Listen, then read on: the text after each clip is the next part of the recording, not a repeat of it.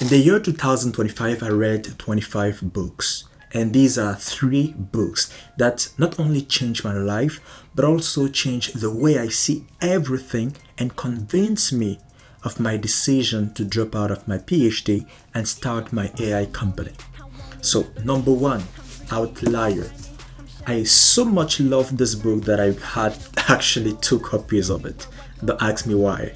So, Outlier is a book written by Malcolm Gladwell, and it basically showcases what is it that is exceptional to those people that we call outliers. Okay, what are the outliers? Outliers are people like Elon Musk, people like Bill Gates, people like Mark Zuckerberg, people like G. Rockefeller. Those people that have changed and reshaped the way we see the world, but those that kind of appear once in a while, we can't have two Elon Musk in the same generation. Like, it's just gonna be too much for the world. What is it about this book that changed me? Just one idea per book. Well, surprisingly, the book I read before reading Outlier was the book The Psychology of Money. Okay, and I'm gonna connect to that. So when I was done with The Psychology of Money, I read Outlier, and surprisingly, one thing at least was coming back again: the idea of luck. Okay, people will call it luck, I will call it grace. The whole point here is beyond the skills, beyond the technicalities, beyond the genius that those people exhibit, those people have proven something they all have in common is the concept of luck. Luck in being at the right time, at the right moment, with the right knowledge, with the right environment, everything just right to take the opportunities. In the book The Psychology of Money, I believe it's in page 23. Yes, it talks about luck and risk. And in the book Outlier, mainly the first part of the book, it talks about the concept of opportunity. So when I connected the two dots, it basically goes like this. Every one of those people that are outliers, the names that I mentioned, were particularly young, ready at a very specific point in time. When you look at people like Carnegie, John D. Rockefeller, they were at the right time when the revolution, the industrial revolution started. They were mature enough. They had the strength, the young strength. They had less responsibility to take upon themselves the challenge of building whatever great thing that they built. When you go back to the emergence of internet, people like Zuckerberg, or before we even talk about people like Zuckerberg, let's talk about computers, Steve Jobs, Bill Gates. When you look at those people, they pretty much have the same year. Okay, they were born at pretty much the same time, a range of 10 years. They were young enough, with less responsibility enough, with the right skills enough, with the right mindset enough, but more importantly, at the right place to seize the opportunities of building computers, which have revolutionized the world. When you look at people like Zuckerberg, okay, when you look at those people that are in that generation, when internet was just booming, you will see once again that those companies were pretty much born around the same period. So only those people that had the right skills, were in the right environment, had the minimum responsibility to precisely jump and build whatever great thing they built, were able to do that. But how does it connect to today? How does it relate to me? Well, if you have not realized, we are exactly at a revolutionary era. We are the age of AI. And I don't like to talk about this way because it seems like I'm like, oh, AI is gonna change the world. AI is doing something great. I mean, we've passed that. Okay, if you are still debative about AI, whether it's something big or not, that's really not the question. The question here is, when you look at internet, we had people who built the infrastructure upon which everything was built. Okay, a couple of people that were able to build the infrastructure upon which many businesses were built. So in this very time, we have the very same opportunity. Some people will be using AI to do a lot of things to make money, but others will be building infrastructures upon which other businesses will make money. Look at Google. They build infrastructure upon which people are making money. Okay? When you look at Facebook, they build infrastructure upon which businesses are making money. When you look at Bill Gates with computers, they built the infrastructures upon which people are making money. Those are the game-changing companies, game-changer companies. Those are people that are outliers, precisely. So we have exactly the same thing repeating itself. A time where people will be building infrastructures for other people to make money. Meanwhile, people will just be using AI to make money. And precisely, I want to focus on the first option, to build infrastructure upon which people will be building. Okay? That's exactly what I got from the books, but more important is to remember that it happens in a generation, once in a while. This reality will happen again a couple of maybe decades from now, and at that time I will be old. Okay, I will be so old with a lot of responsibilities that I wouldn't be able to catch or seize those opportunities. And precisely in one of these books, it talks about that. Some people might be maybe older to seize these exact opportunities. Some people might not have the skills to seize these opportunities related to AI. Some people would actually have the skills, maybe have the strength like youth, but might not be in the right environment. And as you have noticed, what most of them have in common is that they were based in North America. Personally, I'm based in Canada, which is quite close to that whole ecosystem. And if you don't know, Canada has a great environment to build startup. I would argue that Canada is probably the best place for you to build a startup from scratch and consider scaling it in the US. We have the fundings. Recently, the government shared a plan to invest approximately more than $1 billion in infrastructures, in innovation in Canada. So I would say Canada is exactly the place. If you are in Canada or in the US, I mean, same thing, is exactly the place to do so. And we have a very broad network of incubators that are supporting students and also professionals to build and grow a startup. So that was for me the eureka moment to say, oh, you know what, whatever that you are doing, I'm pretty sure you can do that later, right? Seize this opportunity and try out. I mean, you only live once. If it works, then good. If it works, then good. So that's exactly something that has changed my life and view about success in general.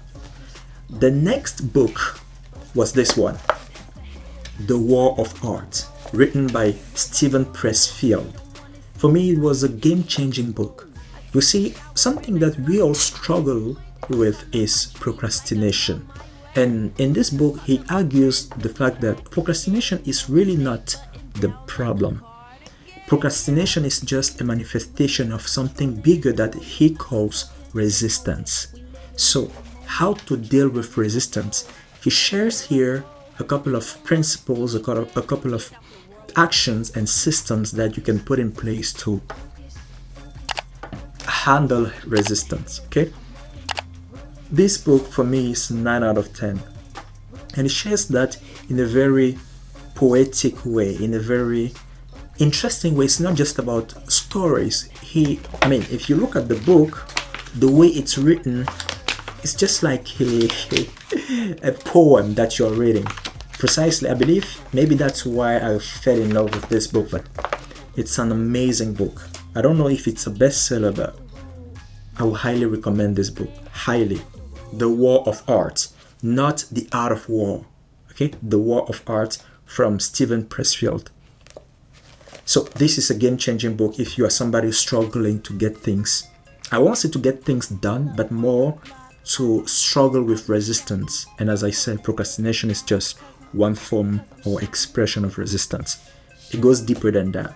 Now, the other book that I don't have here, I read that or let's say went through that as an audio book, is called Mindset.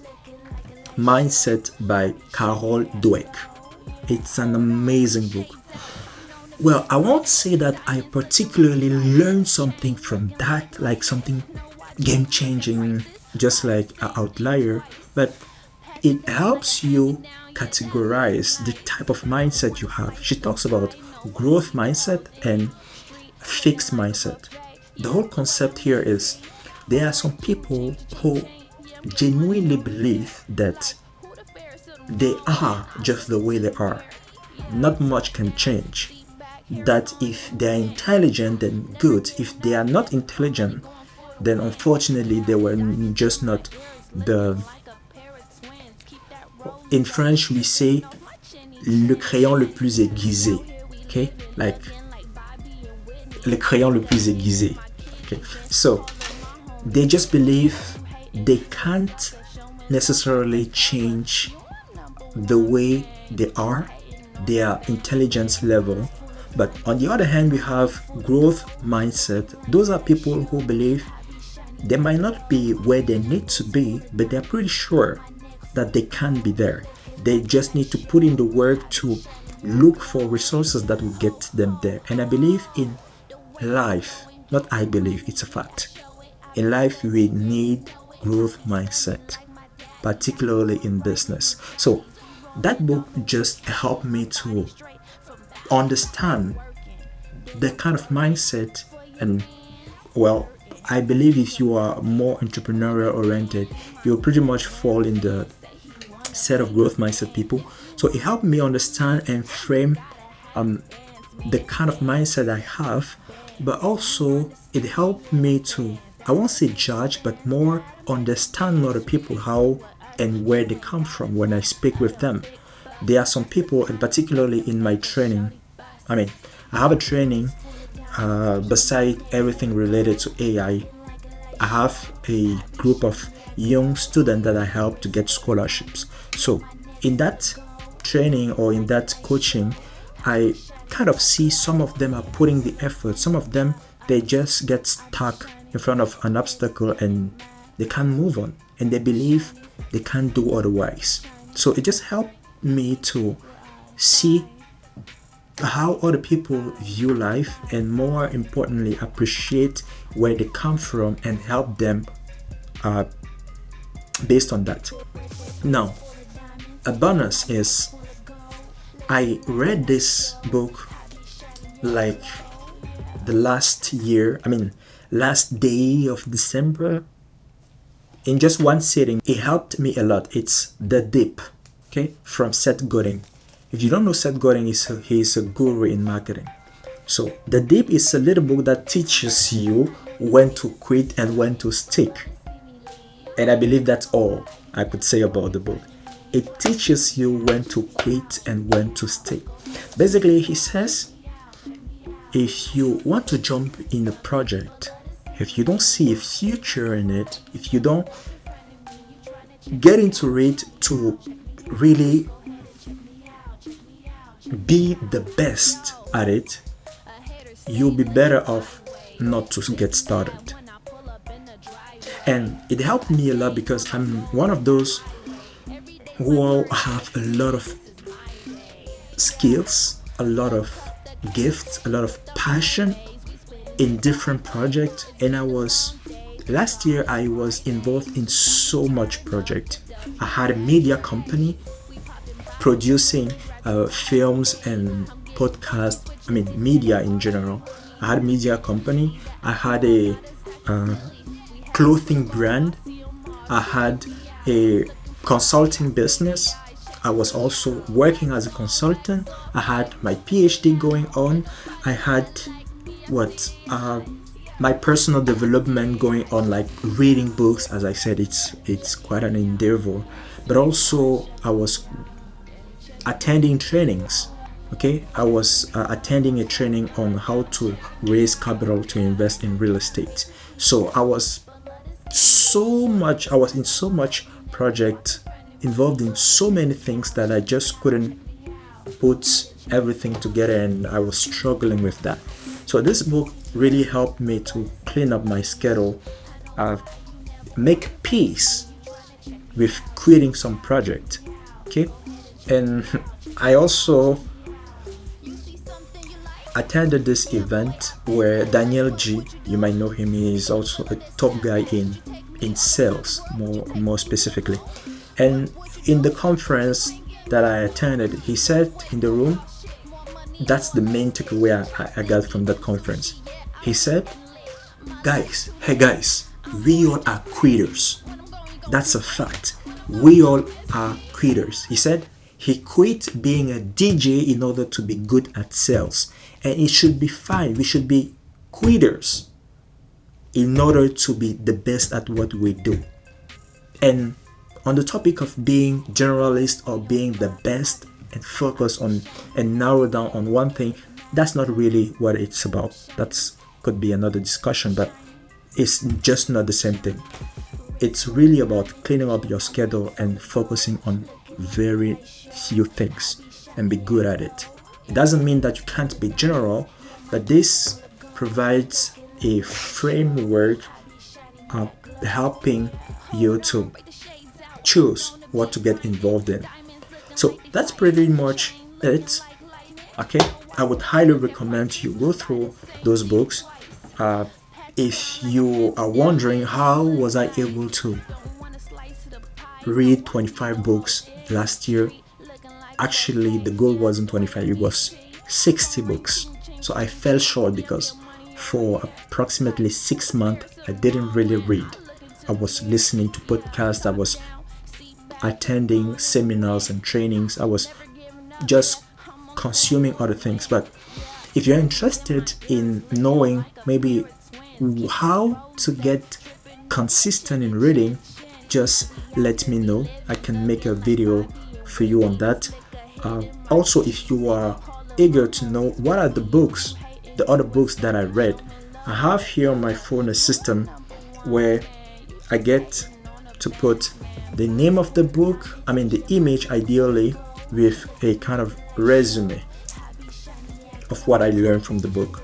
So if you want to know what are the other books that I read the whole year, 25 books, just let me know in the comment and I can make a video on that.